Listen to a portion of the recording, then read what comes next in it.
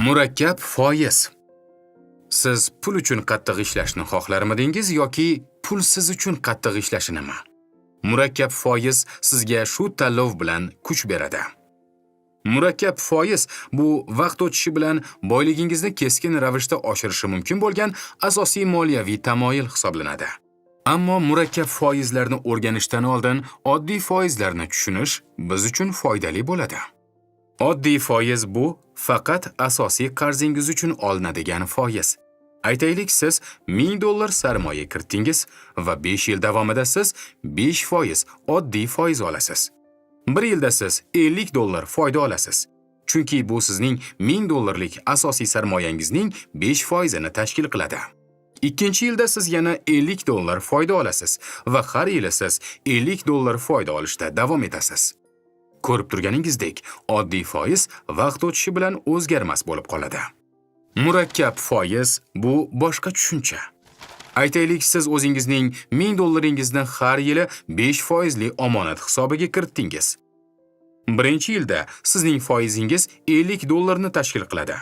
Biroq foiz daromadingizni hisobingizga qo'shib borsangiz, dollar foizingiz har yili oshib boradi. Ikkinchi yilda esa $52,50 foyda olasiz. Uchinchi yilda esa siz $55,13 foyda olasiz. Nega? Chunki siz har yili asosiy sarmoyangizga foizlaringizni qo'shyapsiz. Shuning uchun doimiy ravishda o'sib borayotgan pul miqdoridan 5% ishlaysiz.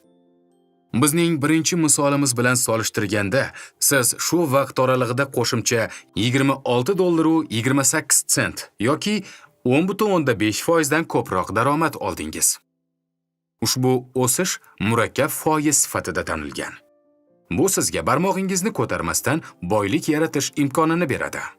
Nomidan ko'rinib turibdiki, murakkab foiz bu foizlar bo'yicha foizlar g'oyasi bo'lib, u ko'proq pul ishlash uchun foizlarni qayta investitsiya qilganda yuzaga keladi. Siz foizingizni qayta investitsiya qilishda davom etsangiz, passiv daromadingiz keskin ravishda o'sib boradi. Jamg'arma hisob varag'idagi mablag'larning o'sishini hisoblashdan tashqari, siz aksiya portfelidagi uzoq muddatli o'sishni taxmin qilish uchun foizlarni ham qo'shishingiz mumkin. Keling, pulni tejash va murakkab foizlardan foydalangan holda investitsiya qilish o'rtasidagi farqni taqqoslaylik.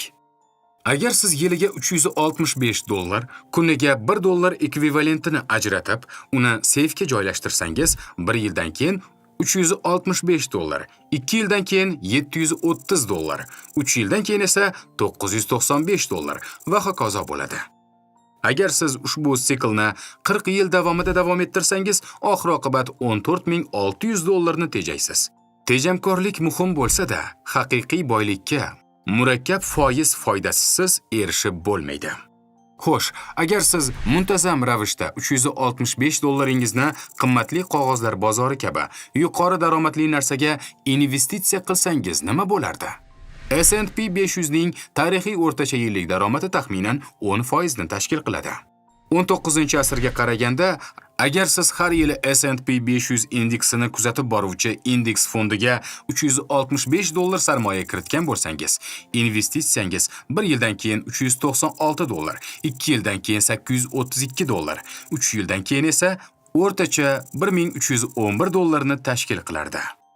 40 yildan so'ng sizning indeksdagi ulushlaringiz $177,701 ga teng bo'lishi mumkin edi.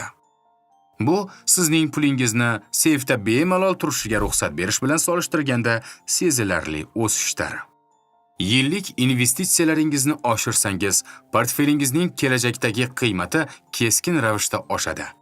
Garchi bu uzoq muddatli istiqbolni talab qilsa-da, murakkab foizlar sizning boylik trayektoriyangizni kuchaytirishi, kelajakdagi moliyaviy ehtiyojlarga tayyorlanishingizga va umumiy turmush tarzingizni yaxshilashga yordam beradi.